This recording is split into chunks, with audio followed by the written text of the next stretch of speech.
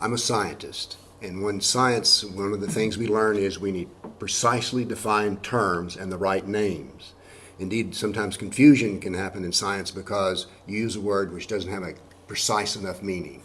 So I think it's important for us to have objective terms. That is, terms, and I'll define that later as we go through the talk. So anyway, we need to use the right words and the right concepts. So I'm going to talk to you about naming and the right definition of words. Now then, there are two ways to know Islam. One is the subjective way, when you ask for someone's opinion. What I want to deal with are objective facts. Facts that if I tell you something, you can go look it up for yourself. So I don't deal with opinions, I use fact-based thought.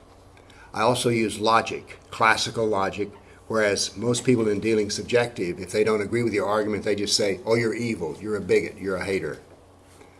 And I come from the knowledge of the Quran, the Sirah, the Hadith, and we'll define these words for you. But everything I say you can look up. And I also teach the history of jihad and the history of the dhimmi, and we'll define the word dhimmi later in the talk. But the opposition and people who oppose what I say that it doesn't exist. I'm for free speech, and those who oppose me say that I'm a hate speaker, and yet all I do is to quote Muhammad and to quote Allah. I deal only with politics. I do not deal with religion, and perhaps this is the most important concept I'll bring to you today. I have no opinions about religion one way or the other. I hope you have one and it works for you. That's all I care about. We'll discover as we go through this language that there is a language of separation, and the reason is Islam is its own complete civilization. We like to think that everyone is a member of our civilization and we can accommodate them with multiculturalism. This concept is foreign to Islam. Islam has its own language and its own meaning of terms, and what I teach are the meaning of Islamic terms. Everything I'm going to tell you we can look up in the classical works. Part of the reason for this talk is I meet very interesting people. That's the best thing about what I do, actually. And I was approached by a high-level law enforcement officer at the federal level, and he said, we have a lot of trouble in doing our work because we've now been issued orders from the president that there are words that cannot be used. For instance, jihad. In America, the law enforcement never uses that word. Instead, it's some form of terrorism. As you all know, in September 11, 2001, Al-Qaeda attacked America at the World Trade Center, and there was a commission report on that, the 9/11 Commission. In the original commission report, there were 714 mentions that dealt with Islam and Muslims and jihad.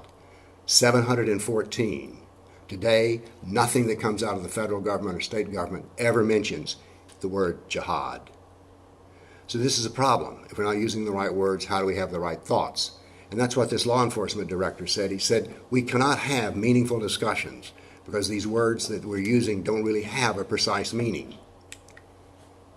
These are subjective names. Terrorism. Why is terrorism a subjective word? Well, it doesn't really occur in the doctrine. Violent extremism was something that Obama brought to the table, and combating Islam was transformed into combating violent extremism. Well, there is violence in the Sirah, but nowhere in the Islamic works do they ever refer to themselves as violent extremists. Then another popular one in America is moderate Islam and radical Islam. You can read all the Quran you want, and you'll never find those words. And then we have moderate and radical Muslims. One of the things we'll learn to do today is to distinguish between a Muslim and Islam. Now that may seem simple, but I find in the media there's an absolute confusion about this. Everything I'm going to teach you about the words to use comes from Islamic doctrine. Here's the beauty of this. Everyone can get the same result I got. Just look it up. All right. The term submission is used for Islam, and who do we submit to? We submit to Allah. Where do we find Allah? We find it in the Quran. Now, here's something interesting about the Quran. When you read it and you have knowledge of Islam, there is not enough to practice Islam found in the Quran. It's simply not there. It says to pray, but how to pray. It says to donate to charity, but how do you do that? So the things that every Muslim does, the 5 pillars, are not found in the Quran. What's important is that the Quran tells us in 91 different verses that every Muslim, and it even goes further and says that every human being is to live their life exactly like Muhammad did. 91 verses. So this is not just a verse or two. The entire Quran basically points to Muhammad and says, be like him. Where do we find Muhammad? Well, we find a lot about Muhammad in his biography called the Sirah. It's 800 pages of fine print, and we know more about Muhammad's personal private life than I know about George Washington's private life. We know incredible details, his bathroom habits, his sexual habits, how he spoke, what kind of camels he liked. We know a lot about him. Then we have the Hadith, which are little traditions. So let's go through and define some of these. First definition. Islam is the doctrine found in the Quran, the Sirah, and the Hadith, the three books. If any idea is in these three books, it is Islam. If it's not in those three books, it is not Islam, and that is my criticism of the naming done in the media, because it's not found in the Islamic doctrine. Here they are. These are actually the ones that I use for my research. We have the Hadith, which I printed out on hard copy, because you need all these in electronic format. Here's the Sirah, which, as you can tell, has been greatly abused by me studying it, but that's my personal copy. And then we have the Quran. What do you notice about these three books laying here? The smallest one is the Quran. Let's measure that. But before we measure it, let's take a look at how Islam is constructed. We have the Quran, the Sirah, and the Hadith, which I call the trilogy, which is three books, is all that means. But the Sunnah of Muhammad is found in the Sirah and the Hadith. So this is the intellectual structure of Islamic knowledge. Another thing, I do not discuss Muslims, I discuss Islam. Only, in my opinion, only former Muslims or Muslims can discuss Muslims and what it means to be inside of Islam. I only discuss Islam and what's on the outside. Let me say this again. I discuss ideas. I don't discuss people. And I recommend this to you. When I say something, I can look it up. If I say something about a Muslim, whether I like him or don't like him, that's subjective. So I don't deal with that. And here we have the size. We can see here that the Quran is only 14%, the biography is about a quarter, and over half is the Hadith. Islam is 14% Allah and 86% Muhammad, or as I like to say, it's this much Allah and this much Muhammad. Now, this is good news, because everyone's heard of somebody who tried to read the Quran and was like, oh, it's too confusing. Who here would maintain that they could not understand the biography of a man? You're born, you go through life, you die. Every biography consists of that. So if the majority of Islam is to study Muhammad, then we're on easy ground. Read the biography and then read the little anecdotes, the little spot pictures of his life. Do not try to read the Quran first, is my advice to people. Instead, read Muhammad. Once you know Muhammad, the Quran is easy. It becomes like, oh, very obvious why that needed to happen. I speak in the terms of the voice of Allah and the voice of Muhammad. People say to me, well, Bill, you never went to school to study the doctrine of Islam. I say I have two professors. Their names are Allah and Muhammad. And I speak with their tongue. You'll see that all I talk about are the things that Allah and Muhammad taught me, and I want them to teach you. Do not trust the media. Do not trust experts. There are only two experts. And if anyone says something about Islam that disagrees with Islam, with the doctrine, I don't care if it's an imam, a professor at Al-Azhar University, it doesn't matter. Only what Muhammad said and Allah said makes any difference. So, we don't need all the experts. All we need is Muhammad and Allah. I'm fond of fact-based reasoning. I'm a scientist. Everything that I say about Islam, I can point to Muhammad or point to Allah. And I want to teach you to do the same. There's a concept in mathematics called completeness. That is, if you left anything out. When we put the trilogy, Quran, Sirah, Hadith, we can wrap our arms around it. Everything inside here is Islam. Everything outside of this is not Islam. So if somebody says Islam is the religion of peace, you don't really find that inside of these three books. So therefore, it is wrong. We need objective thought, objective naming. Let's start with our first one. Radical, extreme, and moderate Islam. Everyone's heard these terms. Now then, if we're going to discuss Islam, we need to immediately take a look at the Quran, because there are two Qurans and two Muhammads. and we'll dwell a lot on this because there's much confusion about this. But radical is not a word found in the Quran, the Sirah, the Hadith. So I say it's not applicable. I don't use that term. And there are two Muhammads, and we'll see what those two Muhammads are. Before we can discuss any further, we have to talk about a concept of dualism, which is a concept that I discovered. I would say that this is perhaps my biggest discovery, was to use statistical analysis and to show why Islam is so confusing. Because we see this all the time in the media. The media will report on a jihadi running a truck down some people, but everybody responds and says, oh, I know this Muslim, he's a kind, gentle person. So which is real, the jihadi or the nice Muslim? And we'll discover that the answer is yes. Now here we go to the Quran. There are two Qurans in one binding. And those two Qurans are the early Quran and the latter Quran. This is the beginning of dualism, because these two books do not align at all. The two Qurans, the early and the latter, or Meccan Quran and Medinan Quran, are so different that I could take a class of high school students and with a 1-hour lecture and give them what in America we call a cheat sheet, that is the rules written down on one piece of paper, and a stranger could come into the room, talk to these students and say, here's a verse, read you the verse. And the students will be able to look at their sheet and go, oh, that's from Mecca. Oh, the next verse, that's from Medina. That's how different they are. Here's an example. You have your religion and I have mine. That comes from Mecca. Now that sounds very tolerant. As a matter of fact, if that were the only thing in the Quran, I wouldn't be here. But there's another Quran. I shall cast terror into the hearts of the kafirs. Kafir are unbelievers.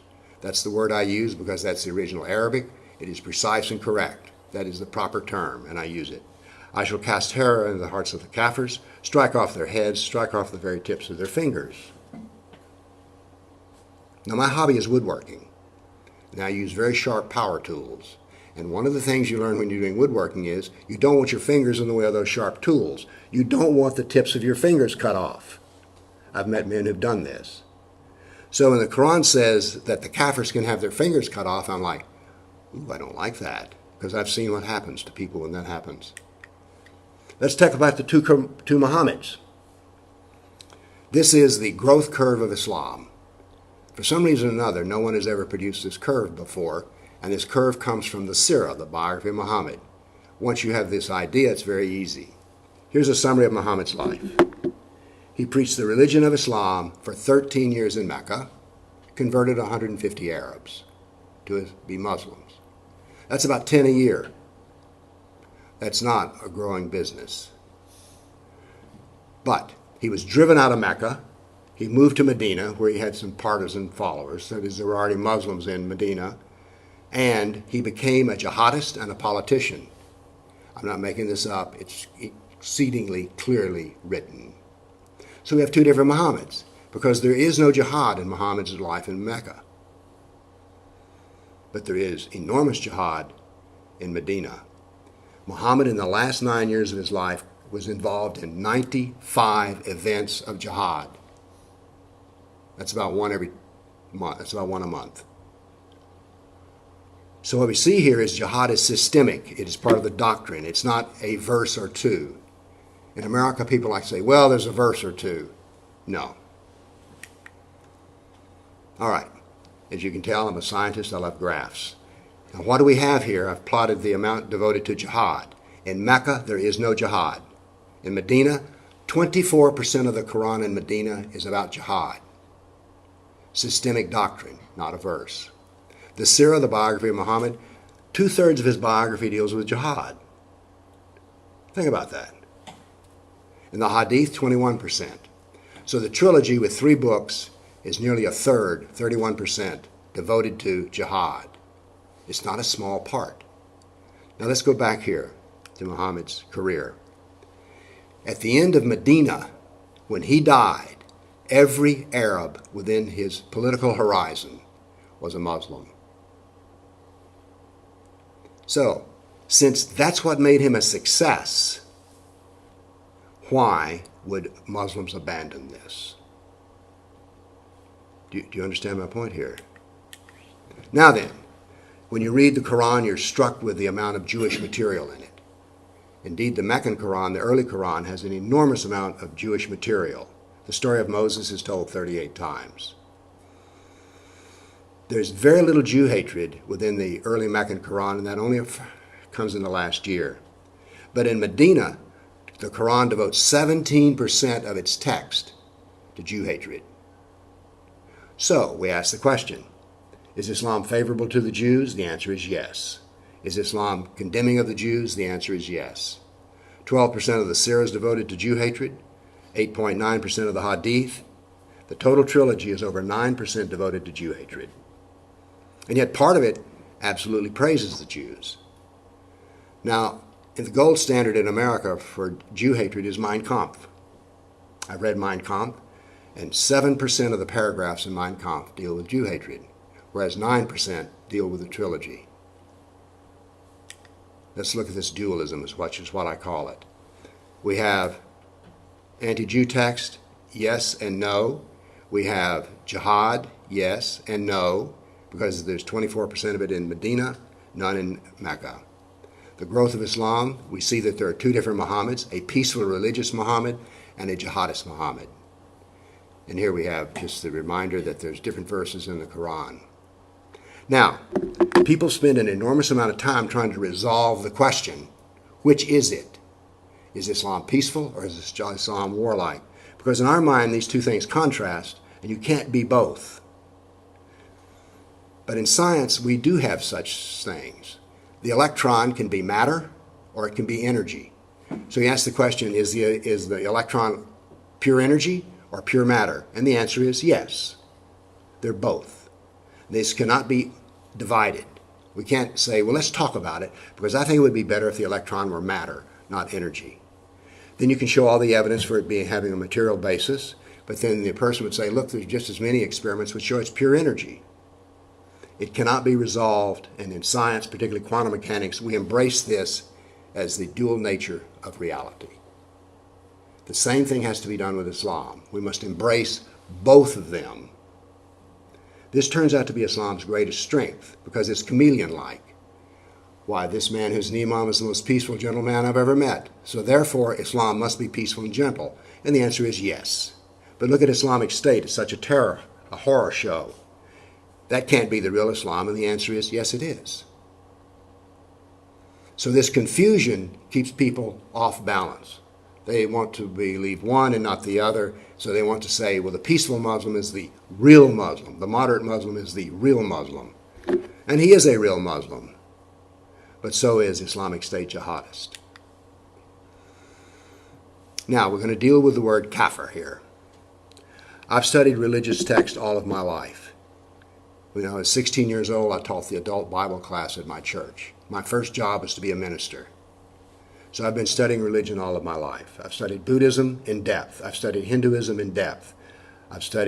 My first study of Islam came when I was 30 years old, and I studied Sufism, mystical Islam. But when you read all the text of Buddhism, Christianity, Judaism, and Hinduism, you're struck with how much of their doctrine is about how to be a Christian, how to be a Hindu, how to be a Buddhist, how to be a Jew. But most of the trilogy, those 3 books, is about me. This is very odd. Now then, Christians, there is a term for religious terms inside of Islam for Christians, Jews, pagans, polytheists. Those are all religious terms. But the Christian can be treated just like the Jew, just like the Hindu, just like the Buddhist, just like the atheist. So we need a common political word, and the text gives us this word. That word is kafir, K-I-F-R, or K-A-F-I-R.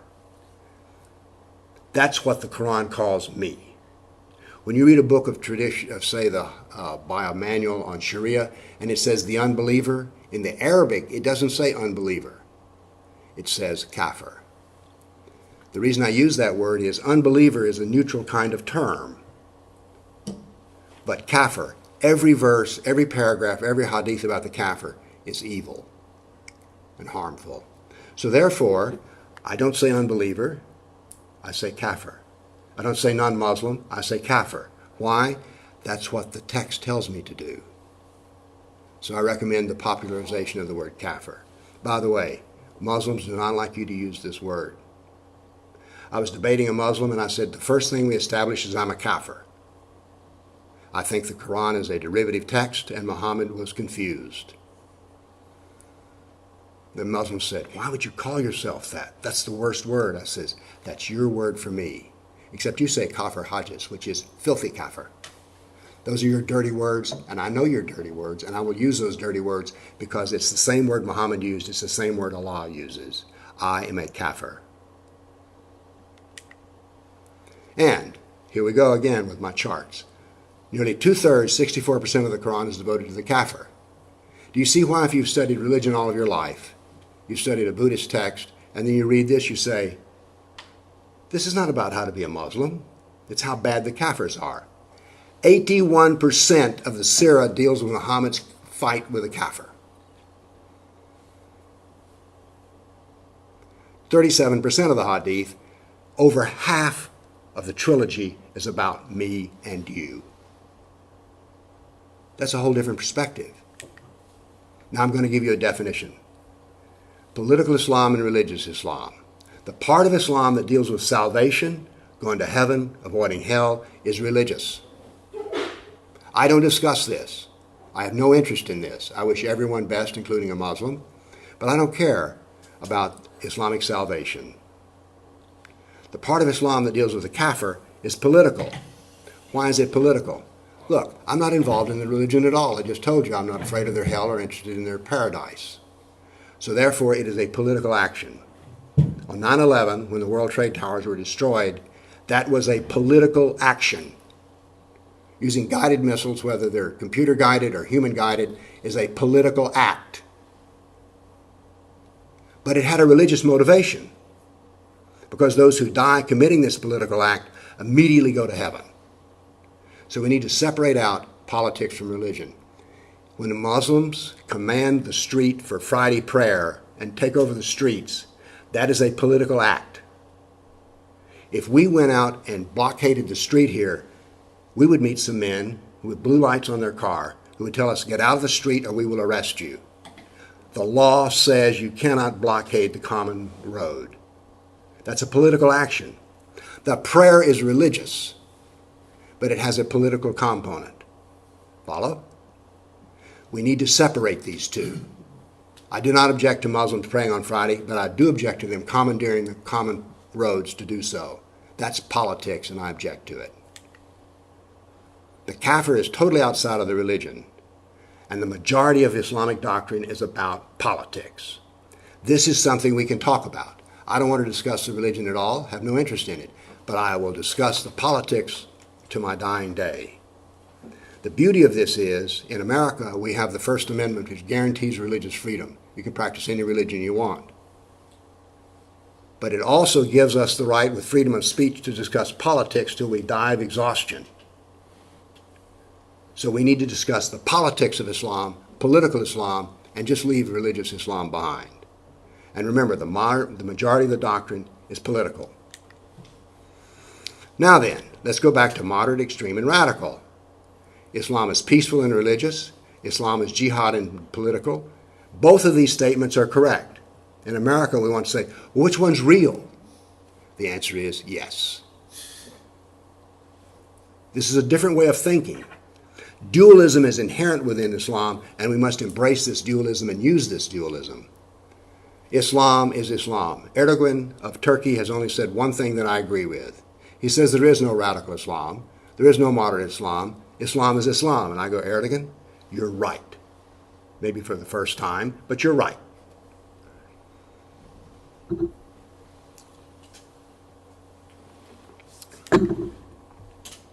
So, Islam is dualistic. It always has two views, and I think we should embrace both of those. When we talk about Islam, we should mention both. Both sides are equally true. One's not better than the other, one's not worse than the other. So let's just do it. Now let's deal with the concept of a good Muslim, a nice Muslim. This is a popular concept in America. The measure of a Muslim is Islam. That sounds simple, but people have a lot of trouble understanding that. It is not up to me to say that a Muslim is good or bad. The Quran, the Sirah, and the Hadith will tell us whether a Muslim is good or bad. And how does it say about a good Muslim? They follow the Sunnah, they follow the Quran. So if they're following the Sunnah and the Quran, then they are good Muslims. That's the reason Islamic State is all of those people, the jihadis, cutting off people's heads. Those are good Muslims. How can that be? Because Muhammad repeatedly had men executed by cutting off their head. If you're supposed to follow the perfect example of Muhammad, killing a kafir by cutting off his head is pure Islam. Pure political Islam. Let's embrace that. So, a good Muslim, or what we call a nice Muslim, let's use that term, is a Meccan Muslim. That is the proper word. If you follow the five pillars, you don't practice jihad, you're a Meccan Muslim. You follow the Quran of Mecca. Osama bin Laden was a good Muslim. The head of Islamic State is a good Muslim. Cruel, perhaps, but good. Moderate Muslim. Again, we want to discuss what moderate Islam means. We don't want to discuss Muslims. This is very hard for people to understand. Muslims cannot change Islam. You cannot reform something because Muslims can get together and vote on something and it has no meaning to Islam. It's just another vote. There's no authority to appeal to in Islam except Muhammad and Allah. Muslims don't create it. Therefore, to create a moderate Muslim, you need a moderate Islam, but we just covered the fact there's no such thing as a moderate Islam or a radical Islam. There's only Islam. This is hard for people to understand because they want to think that the good Muslims can all get together and create a good Islam. All the Muslims in the world, 1.6 billion, the number seems to be lately, if all 1.6 billion Muslims said, jihad is wrong, we will not practice it, they would not change a single letter of Islam. Muhammad's example is eternal. The Quran is eternal, perfect, universal. Perfect. How do you change something that's perfect? How do you reform something that's perfect? Muhammad's life was perfect. So if you're going to reform Islam, that means you have to take something out of Muhammad and out of the Quran. You can't do that. It doesn't work. It's like saying, well, on the numbering system, we'll take away all the even numbers. You can't do that. So the moderate practices the Meccan Islam, he practices the five pillars. But he's not the best of Muslims at all. A moderate Muslim is a nice Muslim, so they don't practice Medina. Now then, let's talk about the extremist, who is not extreme, the jihadist. He is a Medinan Muslim because he practices the Quran of Medina and the Hadith of Medina. So these are the proper words, Meccan Muslim and Medinan Muslims. Now these words are not commonly known, but I have no objection to using words which create a question. So I think we should use these terms. A person says, what do you mean Meccan Muslims? Well, let me tell you about the life of Muhammad. He's a Medinan Muslim. What do you mean, sir? Well, let me tell you about Muhammad's life. Those are precise terms that come from Islam. I didn't make them up. Now then, let's talk about migration, because the proper term is hijrah, and that's the term we should use. Hijrah is so important. It's the knee of the curve. Hijrah is what started the real growth of Islam. After Muhammad migrated to Medina, Medina was half Jewish. 2 years later, all the Jews were dead. The German word Judenrein. But it brought him success. What brought him the jihad to the point of jihad? Migration. Remember, every Muslim is supposed to recreate Muhammad's life. So that means that migration leads to jihad, jihad leads to the Sharia. That's the cause and effect relationship here. The proper word for migration is hijrah. This is so important that the Islamic calendar is based on this. instead of AD like we use in our Western world to mark the point of beginning of counting the years. The Islamic calendar does not start with the revelation of the Quran, does not start with the birth of Muhammad. It starts with Hijrah. Why? It's what led to success. So therefore, the very calendar of Islam proclaims its dominance over the kafir. This is where we started getting over on you. This is where we started killing you. We celebrate the beginning of jihad with our very calendar. And migration is a political action. America, they say, is made up of immigrants. Good enough. My family came over early from Europe. But they came for the purpose of creating a life for themselves.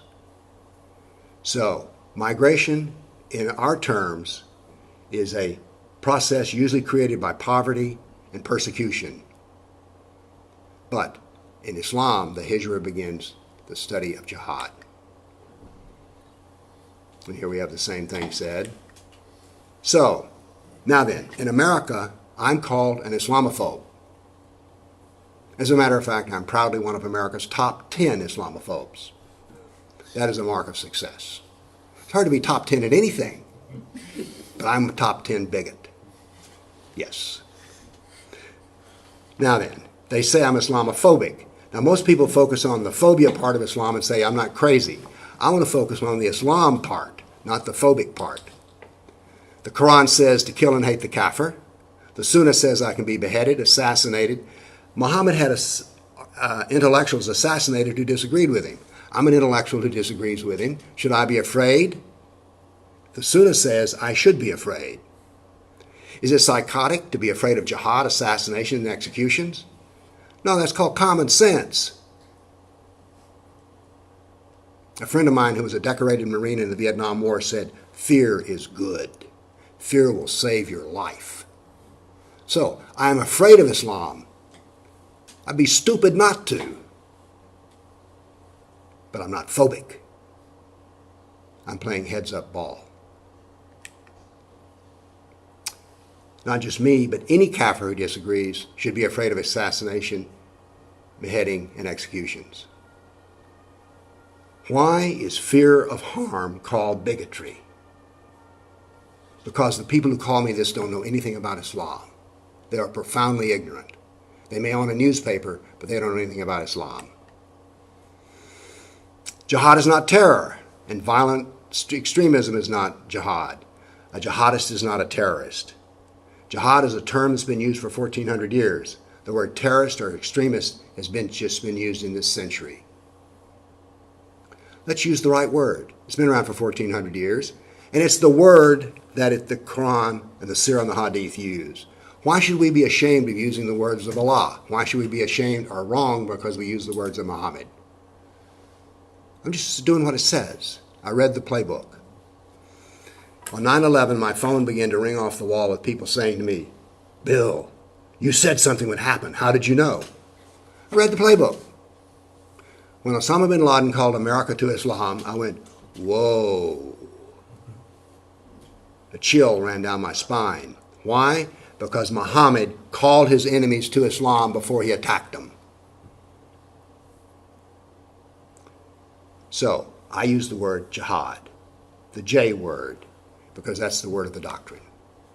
Now let's get this clear. There's 4 kinds of jihad. Muslims will proudly tell you, oh yes, the real meaning of jihad is inner struggle.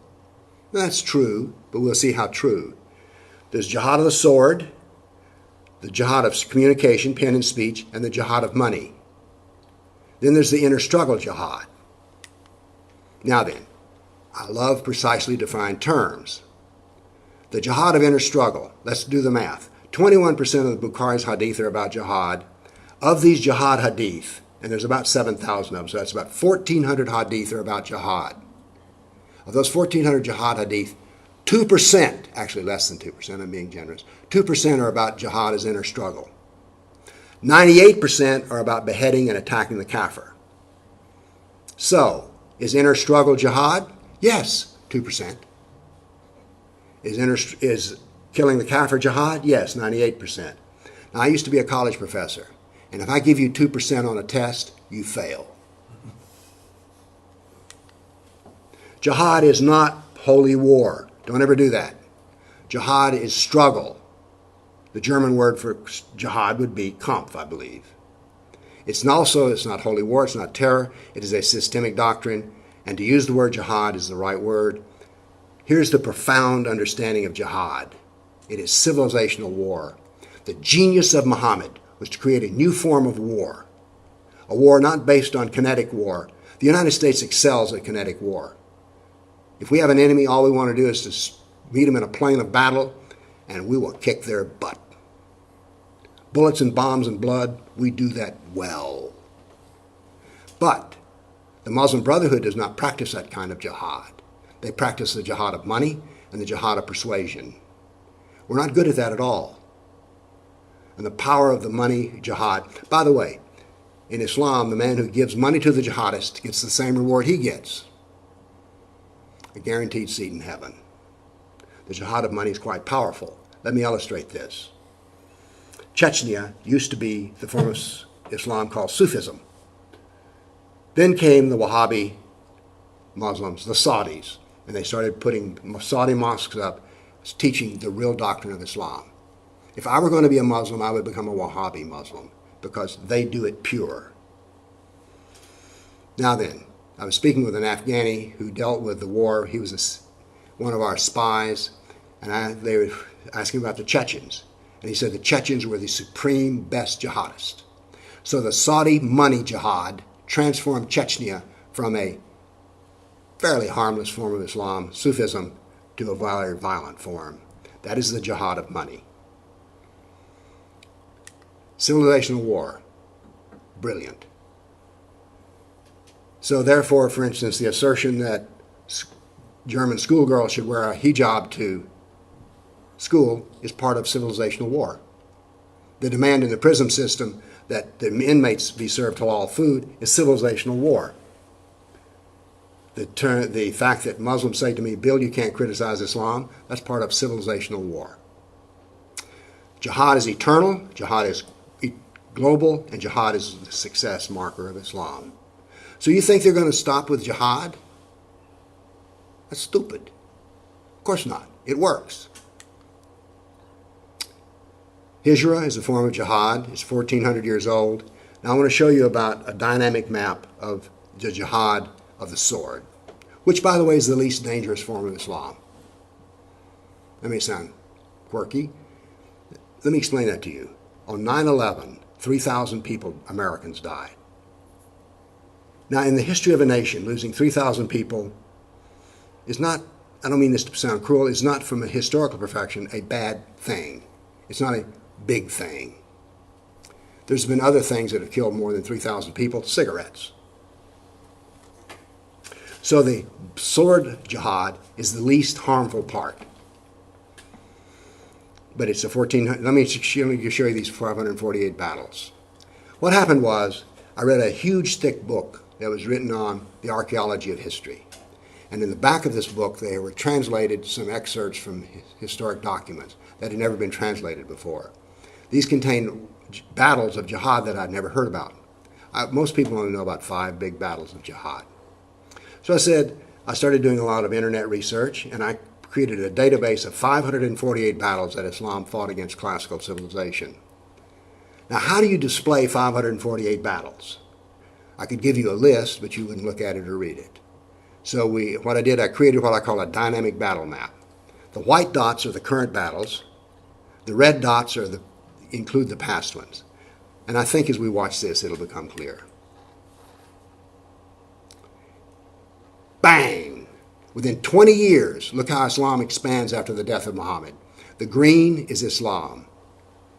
Notice that Islam is projecting power across the Mediterranean, and look how quickly, these are 20-year ticks of the clock, how quickly Iran has been crushed, Syria, Iraq, half of Turkey, Egypt, North Africa, and the invasion of Spain in the year 711, and look how much attack is being done in the south of France. Notice how the islands of the Mediterranean are being brutalized. Notice something else. This is ceaseless. Why is this attack ceaseless? It's the Sunnah of Muhammad. Remember, he practiced an event of jihad about every month. This is that theory working out.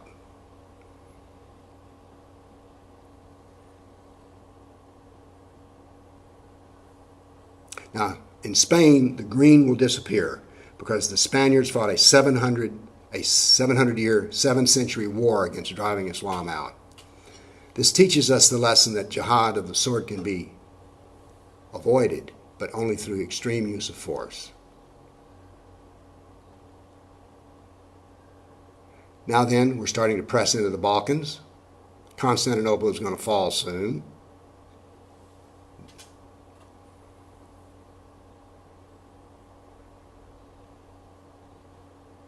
Pushing up into Austria, the gates of Vienna. Now then, the Balkans are becoming Islamic. Constantinople has fallen. And soon, on the north coast of Africa, off Tunisia, the United States will appear in the form of 2 battles fought against jihad. Because the U.S. Marines were created to fight Muslims. That was their first combat. The United States' first Navy was to fight the Islamic jihadists in the Mediterranean. Look how much it's expanded into Africa, Afghanistan, India.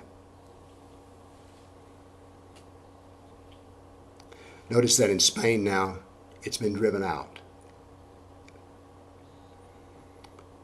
And there we go. Now then, I'm also the first person, I think this dynamic battle map teaches us something, which is the jihad is relentless. Now then, as a scientist, I was also interested in the fact, well, how many people died when this was happening? And I discovered that no one had ever counted them. This tells us something. The kafir does not want to know the results of Islam. We don't want to know. We don't want to see it. We don't want to hear it. We don't want to speak about it. So I created a concept called the Tiers of Jihad. These figures may or may not be right. Debate me with them. We can argue about this, but don't tell me any of these figures are zero. 60 million Christians, 10 million Buddhists, 80 million Hindus, 120 million Africans, for a total of 270 million dead. The Tiers of Jihad. And people are dying today. Someone died today because of jihad. It is relentless. But remember this. Remember this. This is the least harmful form of jihad. Yes. So it's civilizational war. Now, terror is used in the Quran. I shall cast terror into the hearts of the kafir. But it is a tactical concept. The jihad in its biggest form is civilizational. Now then, there's a term in America, radicalization. He's been radicalized. Radicalization merely consists of saying, I'm going to practice all of Islam. Why do we call that radical? I call that fulfillment. I call that completion. He's a complete Muslim. That's what a jihadist is, someone obeying all of the Quran, all of the Hadith, and all of the Sirah. Now then, we like to use the term de-radicalize. Now, it's interesting. The people who say de-radicalize have no idea other than we would like for him to be nice. And so, but there's no one ever has come up with a good method of doing this. But it's talked about. This is the dream in America. We will de-radicalize these people. So what we're going to try to do is we're going to tell them, do not practice all of Islam. That verse where it says the jihadi upon being killed is assumed directly into heaven, don't practice that. The guaranteed entry into heaven, don't practice that. Do you see how this doesn't make sense? Conclusions. We can understand Islam. We can never understand Islam without Quran, Sirah, Hadith. We must use the doctrine to be objective. And any ideas about Islam that are not found in the Quran, the Sirah, and the Hadith are not Islamic terms. They're kafir terms. Use rational thought. Now, I'll warn you, if you use rational thought, you'll be called a bigot, which is odd. But you will be, but I recommend it anyway. You can't have right thoughts without the right words. I heard an interview of a man who had been very poor, and he had talent at writing, and an experienced novelist took him under his wing and taught him how to become a good novelist. He was being interviewed because he'd written a novel as a very young man, which was a big seller. And they said, what do you like best about writing? He says, oh, when you learn new words, you will have new thoughts. In the novel 1984, one of the ways that the government controlled the subjects was to control their language. You can't use that word. We will never defeat an enemy if we will not use the proper terms. Having right thoughts without right words. That's what, remember, the law enforcement officer said? He said, we can't use the right words, so we can't have the right thoughts. Don't use politically correct. By the way, I've been accused of being politically incorrect. And we should encourage debate. Science has advanced by debate. Someone advances a theory and someone says, I don't think that's right. But he doesn't call the man who advanced the theory, you hater, you bigot, you racist, you scientificophobe. Debate. And by the way, the great tragedy of American educational system is they have become institutions of ideology, not institutions of debate. In the journalism schools, they teach that they should improve the world. The old concept of a reporter was he reported both sides of the fight. But today the journalists in America are told, no, no, no, don't give a voice to the bad people and build up those who are good people. They have become ideologues. Now then, I think the most important idea I've presented to you here today is political Islam. We must discuss politics. How are we going to win a political debate, a political battle, a political election if we don't use the right words?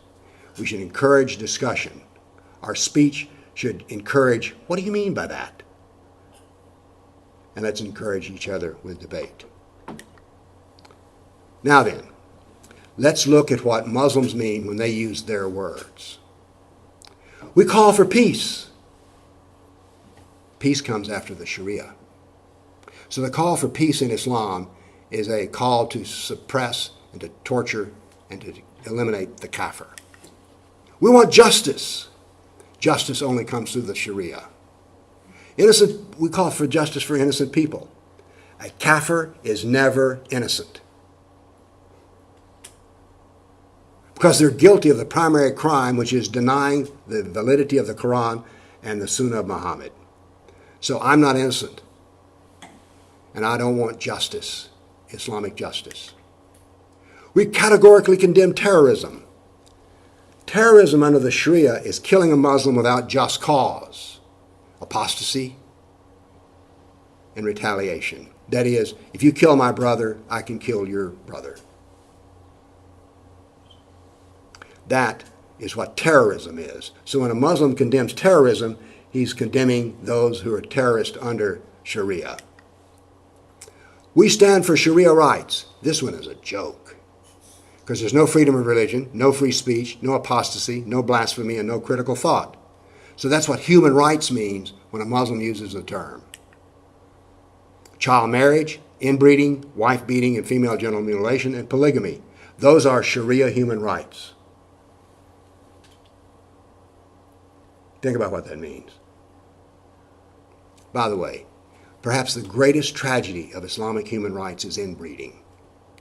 That is a crime against future humanity. Suicide bomber. Do not call a martyr a suicide bomber, because suicide is the gravest of sins. So that's the wrong term. He is a jihadist. Slander. This is something, Sharia slander is being enforced in America and Europe. Slander means to say something that is factually true but offensive to a Muslim.